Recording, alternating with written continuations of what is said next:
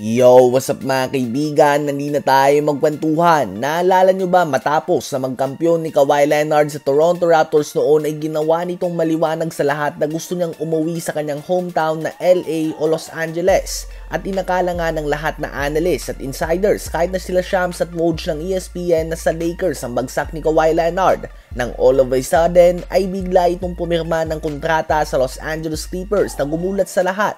At ngayon ay posibleng alam na nga natin ang totoong dahilan dito. Sa NBA ay may cap space na tinatawag. Ibig sabihin ko ang isang player ay free agent, lahat nga ng team ay pantay-pantay lang ang max offer na pwede nilang maibigay dito.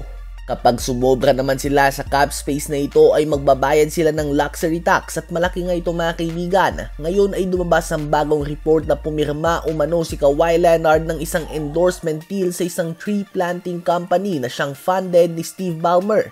Ang siyang owner ng Clippers na may net worth na kayang bilhin ang lahat ng team sa NBA ngayon mismo. Ganun nga siya kayaman mga kaibigan.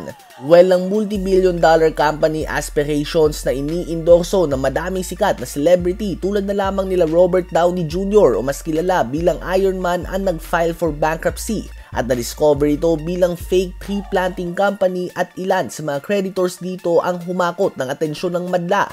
Nakalagay dito na may utang umano ang aspirations kay KL2 LLC ng $7 million at si Kawhi Leonard ang nakalagay at nakapirma bilang manager/member ng kumpanya na ito.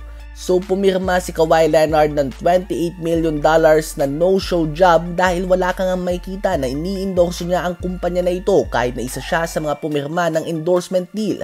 At ayon sa mga reports ay dito pinadaan ng ilan pang pera na labas na sa salary cap ng Clippers para kay Kawhi Leonard upang maiwasan ang luxury tax. Kaya naman hindi talaga mananalo ang ibang team sa agawan kay Kawhi noon. Obviously, hindi siya sinuswerte pagdating sa mga injuries. Karma na nga ito kung tawagin ng iba. Ganun pa man na-expose na nga ang butas sa rules ng NBA pagdating sa salary cap. Subalit ngayon, ang tanong ay kay Kawhi Leonard na lang nga ba ito ginagawa? Hindi ba nakapagtataka na biglang nag-take ng $20 million na pay cut si James Harden ngayong off-season?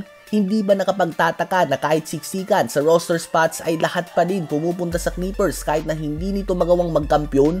Hindi ba nakapagtataka na kahit ginawang maliwanag ng Clippers na hindi sa lahat ng laro ay mabibigyan si Chris Paul ng playing time ay pumirma pa din siya dito kahit na may starting point guard na offer ang Milwaukee Bucks sa kanya at mas mataas sa sahod? Kung sakaling mapatunayan na talagang totoo ang lahat ng ito regarding kay Kawhi Leonard at ang patagong 28 million na sahod dito na nakapirma mismo si Kawhi, ang sunod na tanong ay kailan pa ba ito nangyayari at sino pa bang iba na ginagawa nito ni Steve Ballmer at ng Los Angeles Clippers? Ano ba masasabi niyo tungkol dito?